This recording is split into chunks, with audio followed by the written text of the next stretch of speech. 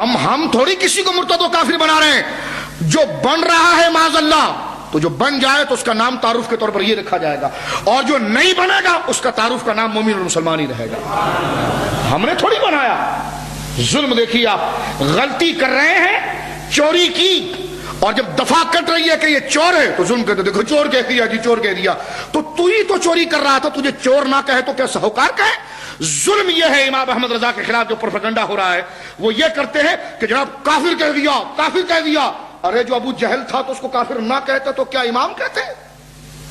جو یہ بات کہے, یہ مسکرانے کی بات نہیں, یہ ایمان و کفر کی بات ہے. میں آپ سے زیادہ سنجیدہ طبیعت کا آدمی ہوں, لیکن کہنے کا مقصد یہ ایمان اور کفر کی بات ہے. اس میں مزاج اس اعتبار سے ہونا چاہیے. یہ اہل حق کے خلاف پروپیگنڈا ہے. کہا جاتا ہے امام احمد رضا نے جناب مشین چلائی ہے کفر کی. میں پوچھتا ہوں کہ جو یہ کہے کہ خاتم النبیین کا معنی آخری نبی نہیں, حضور کے بعد نبی آ سکتا ہے, اس کو کیا کہیں گے آپ؟ بولیے کیا کہیں گے آپ؟ یہی تو امام احمد رضا نے کیا, اور کیا کیا. جو یہ بات کہے کہ رسول اللہ کی ذات پر عالم الغیب کا اطلاق اگر کیا جانا بقول زید یہ بات صحیح ہے تو یہ دو حال سے خالف نہیں. دریافت طلب امر یہ ہے کہ جناب دریافت طلب امر یہ ہے کہ جو رسول اللہ کے لیے علم غیب ثابت کیا جاتا ہے, ایک کوئی کہہ رہا ہے جو تھانوی نے لکھا کہ رسول اللہ کے لیے جو علم غیب جو ثابت کیا جا رہا ہے, اگر اس سے کل سب کا علم مانا جائے یا تھوڑا, اگر سب کا مانا جائے تو یہ تو رسول اللہ کو حاصل نہیں رہا. تھوڑا تو اس میں رسول اللہ کی کیا تخصیص؟ ایسا علم غیب تو زید, عمر, بکر, مجنون, بہائم سب کو حاصل ہے. تو یہ قرآن کا ترجمہ ہے یا کفر ہے؟ یہ کیا ہے؟ یہی تو امام احمد رضا نے کیا, اور کیا کیا؟ یہی تو امام احمد رضا نے کیا کہ رسول اللہ کے علم کے بارے میں کہ جیسا علم حضور کا ہے ایسا علم تو معاذ اللہ زید, عمر, بکر, مجنون, بہائم, پاگل, دیوانے, ایرے غیرے, زید, عمر, بکر, ایکس وائی زیڈ جس کو آپ کہتے ہیں, جس کو آپ اردو میں کہتے ہیں ایکس وائی زیڈ, جس کو ایرے غیرے نہ تو خیرے جو کہا جاتا ہے محاورے میں, اس طرح عربی میں کہا جاتا ہے زید, عمر, بکر کا جیسا علم حضور کا ہے تو اس میں حضور کی کیا تخصیص؟ معاذ اللہ ایسا علم غیب تو زید, عمر, بکر, جانوروں اور باہم, پاگلوں سب کو حاصل ہے, تو چاہیے کہ سب کو عالم الغیب کہا جائے. میں کہتا ہوں اس میں کفر نہیں ہے. تو امام احمد رضا نے یہ حکم واضح کیا. امام احمد رضا نے کسی کو کافر بنایا نہیں, وہ کافر خود بنائے, آپ نے حکم واضح کیا. سمجھ رہے میری بات آپ؟ یہ پوری دیوبندیت, اب ان کے بڑے بڑے چیمپئن سن رہے ہوں گے, اور یہ بات سن لیجئے کہ اس وقت میں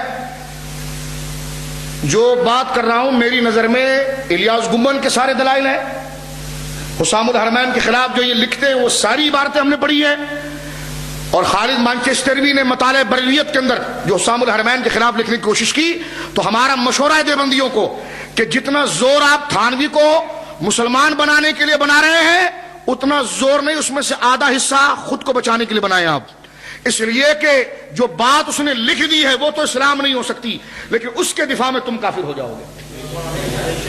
کہ ایک بندہ حضور کے بعد نبی کو جائز مان رہا ہے, حضور کے علم کو جانوروں سے تشبیہ دے رہا ہے, اور دوسری عبارت آپ دیکھیے, تیسری عبارت کہ اس کا خلاصہ یہ ہے, عبارت کا یہی نکلتا ہے کہ شیطان اور ملک الموت کے لیے قرآن میں کئی آیتیں ان کے علم پر موجود ہے, رسول اللہ کے علم کے لیے کوئی نص نہیں ہے. تو یہ کفر نہیں تو اور کیا کہ شیطان کے علم کے لیے نص ہے. اور آگے چل کے پھر یہ کہنا کہ ایک صالح شخص نے, یہ سالہ نہیں ہے لیکن صالح کا ترجمہ سالہ کرنا بھی ٹھیک ہو سکتا ہے یہاں پر, کہ ایک صالح شخص نے خواب میں دیکھا کہ رسول اللہ دیوبند تشریف لائے ہیں اور اردو میں بات کر رہے ہیں. تو اس نے پوچھا کہ آپ کو یہ زبان, آپ تو عربی ہیں یا رسول اللہ, یا رسول اللہ بھی نہیں کہا, آپ تو عربی ہیں, آپ کو یہ زبان کہاں سے آ گئی؟ آ گئی آ گئی یعنی پہلے نہیں آتی تھی, اب کہاں سے آ گئی؟ تو کہا کہ نبی پاک نے کہا کہ جب سے ہمارا تعلق مدرسہ علماء دیوبند سے ہوا ہمیں اردو آ گئی. اگر یہ ہے تو پھر وہ گورے نے جو گورے نے جناب نقشے بنائے ہیں سارے اور کارٹونز بنائے ہیں, پھر اس میں اور اس میں کیا فرق ہے؟ وہ ولایتی کافر ہے, یہ دیسی کافر ہے, فرق کیا ہے؟ دونوں جگہ ناموس رسالت کا دفاع کرنا. تو امام احمد رضا نے, توجہ سے سنیے, امام احمد رضا نے کسی کافر نہیں بنایا. امام احمد رضا نے مل کر کہیے کسی کو کافر, جو کافر بن چکا تھا اس کے حکم کو واضح کیا ہے, جو آپ کی ذمہ داری تھی. چور پکڑا گیا تو پھر اس کی ایف آئی آر کاٹی گئی. چور پکڑا گیا, گواہوں کی موجودگی میں پتہ چل گیا, کہ یہ چور تھا، اس کی ایف آئی آر کٹ گئی، گواہوں کو سننے کے بعد اس کے ہاتھ کاٹنے کے لیے جب سب بات ثابت ہو گئی یہی چور تھا تو ہاتھ کاٹے جائیں گے، جج نے دستخط کر دیے تو جج نے ظلم نہیں کیا، ظلم اس نے اپنے آپ پر کیا، اس کی سزا کیا ہونی چاہیے، جج نے اس حکم کو واضح کیا تو کافر یہ خود بنے ہیں، امام احمد رضا نے حکم کو واضح کیا۔ سمجھ گیا آپ؟ اب میں نے اسی قرینے میں آگے آپ کو لے کر آتا ہوں۔ شاہ فضل خیر آبادی رحمۃ اللہ علیہ نے اسماعیل دہلوی کے بارے میں کیا کیا آپ سن چکے ہیں، ٹھیک ہے؟ اس بات کو جو میں کر رہا ہوں اگر یاد رکھیں گے نا آپ تو یہ چاہے جیسے شکاری بن کر وہی پرانا جال لے کر آئے یہ آپ پر ڈال نہیں سکتے۔ اس تاریخ کو آپ ذرا سنیے۔ اب اختلاف کی بنیاد کیا بن رہی ہے، ذرا توجہ رکھیے گا یہاں پر، اختلاف کی ٹھیک ہے بنیاد کیا بن رہی ہے۔ میں نے آپ کے سامنے پیش کیا کہ جب 1857 کا جناب جو ہے کہ 1856 اور 1857 کا یہ وار شروع ہو رہا ہے تو اس میں مسلمانوں کے جو بڑے بڑے علماء تھے ان کو پکڑ کر گرفتار کیا جا رہا تھا اور کئیوں کو شہید کیا جا رہا تھا۔ تو حاجی امداد اللہ مہاجر مکی رحمۃ اللہ تعالی علیہ جن کا ایک بہت بڑا حلقہ تھا، بڑے احباب تھے ان کے، بڑے مریدین تھے ان کے پیچھے ایجنسیاں لگ گئی کہ اس شخص کو قتل کریں، تو وہ ہجرت کر کے مکہ چلے گئے، اس لیے ان کو مہاجر مکی کہا جاتا ہے۔ اور ان سے پہلے جو ہجرت کر کے گئے ہیں وہ مولانا رحمت اللہ کریانوی، جن کی انگریزی میں اور عربی میں لکھی ہوئی کتاب تھی جس کا اردو ترجمہ تقی عثمانی نے کیا ہے، قرآن اور سائنس، اور اس میں انہوں نے کیا انہوں نے کہا جی یہ ہمارے دیوبندی تھے، مولانا رحمت اللہ کریانوی دیوبندی تھے، یہ جھوٹ ہے، وہ دیوبندی نہیں تھے۔ انہوں نے تقدیس الوکیل غلام دستگیر قصوری صاحب نے جو ارشیبت گنگوئی کی تکفیر کی ہے اس پر انہوں نے تقریض لکھی ہے، یہ جھوٹ ہے۔ میں آپ کی خدمت میں یہی گزارش کر رہا تھا مؤدبانہ طور پر، ایک اور چوری سے واضح ہو جائیں اور اپنے ذہن کو کھلا رکھیں، لٹریچر پڑھنے سے پہلے علماء سے رجوع کریں۔ دیوبندیوں نے ایک سازش یہ بنائی ہے کہ جو بہت بڑا عالم ہونا اپنے دور کا، جس کے علم کے سامنے تو یہ چھپکے سے پہلے اس کی تعریف کرنا شروع کرتے ہیں، بہت بڑے عالم تھے، بہت بڑے عالم تھے، تاکہ لوگ مانوس ہو جائیں۔ پھر دوسرے مرحلے میں کہتے ہیں کہ ہاں یہ تو ہمارے ہی تھے، یہ تو ہمارے ہی تھے۔ اور سنی کیا کرتا ہے، وہ کہتا بس دانے پھینکو اور پڑھو وظائف، کیسے کپڑا بکے گا اور کیسے دھاگا بکے گا، اور اسے پتا نہیں کہ پیچھے سے اس کی پوری جڑیں کاٹی جا رہی ہیں، اور اس نے صرف کپڑا مارکیٹ دھندا وظائف کسی بات میں اسے تاریخ سے اپنے گھر سے کیا ہو رہا ہے کیا کرنا ہے اس سے کوئی سروکار نہیں، اور کس خاموشی کے ساتھ یہودی چال کے اندر اس کی جڑیں کاٹی جا رہی ہیں۔ یہ وظائف، یہ اوراد تو اس مشن کو بچانے کے لیے تقویت حاصل کرنے کے لیے تھے، آج ہم ان وظائف کو اس مشن سے دور کرنے کے لیے پڑھ رہے ہیں، یہ ایسا نہیں ہونا چاہیے، سمجھ رہے؟ اس محاذ کو سنبھالنے کے لیے وظائف روحانی طاقت پیدا کرتے ہیں، وظائف بولیے، وظائف تو روحانی طاقت پیدا کرتے ہیں۔ تو یہ وظائف، اور میں کوئی وظائف کی مخالفت نہیں کر رہا، نہ مجھے وضاحت کی ضرورت ہے، نہ کوئی چیمپئن کھڑے ہو کر میرے آگے بول سکتا ہے، اس لیے کہ ہم نے اب اس گھر میں پیدا ہوئے ہیں الحمدللہ کہ جس میں سب سے پہلے ہم نے اپنے کان میں جو آواز اپنے باپ کی زبان سے سنی ہے وہ یا غوث المدد کی سنی ہے۔ تو ہمارے سامنے کوئی چیمپئن اس بات کو سمجھا ہی نہیں سکتا، میں جس تناظر میں سمجھا رہا ہوں اس فکر کو میری سمجھیں آپ، میں کسی چیز کی مخالفت نہیں کر رہا، بات سمجھا رہا ہوں، سمجھ رہے میری بات آپ؟ تو کوئی اس پہ چیمپئن بننے کی ضرورت نہیں ہے، میں یہ کہہ رہا ہوں کہ یہ وظائف اور اوراد جو ہیں یہ عقیدے کو بچانے کے لیے معاون اور ٹونک اور غذا بنتے ہیں۔ آج جس چیز کے لیے ہم نے اس کو استعمال کرنا تھا وہ چیز چھوڑ کر ہم ثانوی چیز کے لیے استعمال کر رہے ہیں، ایسا نہیں ہونا چاہیے۔ یہ محفلیں ہونی چاہیے، چادریں اوراد ہونی چاہیے، یہ روحانی غذا، قلبی صفائی، گناہوں کا کفارہ بنتے ہیں، لیکن اس کا ہدف جو ہے وہ جیب نہیں ہونا چاہیے، ایمان کی بقا اور سواد اعظم کے ساتھ جڑنے کی فکر ہونی چاہیے۔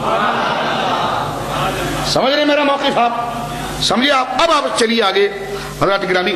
تو مولانا حاجی امداد اللہ مہاجر مکی رحمۃ اللہ علیہ، یہ بڑی قیمتی تاریخ میں آپ کے سامنے پیش کر رہا ہوں۔ یہ 1856 کے بعد جب لڑائی شروع ہوئی تو یہ کیوں گئے آپ سمجھ گئے، مکہ کیوں چلے گئے؟ یہ رہنے والے تھے سہارنپور کے، سہارنپور میں ایک جگہ ہے نانوتا جہاں کا قاسم نانوتوی تھا، اس لیے حاجی امداد اللہ مہاجر مکی رحمۃ اللہ علیہ کے آگے نانوتا لکھا جاتا ہے۔ تو دیکھو کہتے ہیں یہ بھی تو نانوتوی ہے، تو میں نے کہا یہ بھی نانوتوی ہے تو اسلام آباد میں اگر ہندو پیدا ہو جائے تو کیا اس کو مسلم کہا جائے گا؟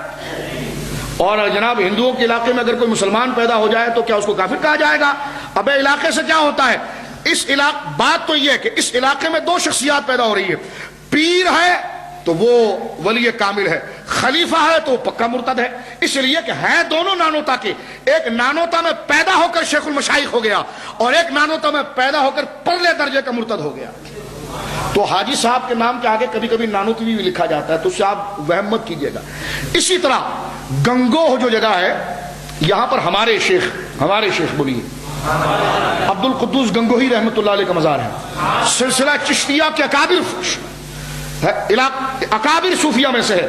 تو گنگوہی دراصل یہ بدنام ایک طرف اتنا ہو گیا ہے، اس لیے لوگ جناب جو ہے کہ یہ سمجھتے ہیں۔ تو گنگوہ جو وہ علاقہ ہے، تو وہاں پر عبد القدوس گنگوہی رحمۃ اللہ علیہ ان کا مزار شریف موجود ہے، اور ان سے گنگو میں رہنے والے وہابیوں کو کتنی نفرت تھی، اس پر ایک واقعہ سناؤں؟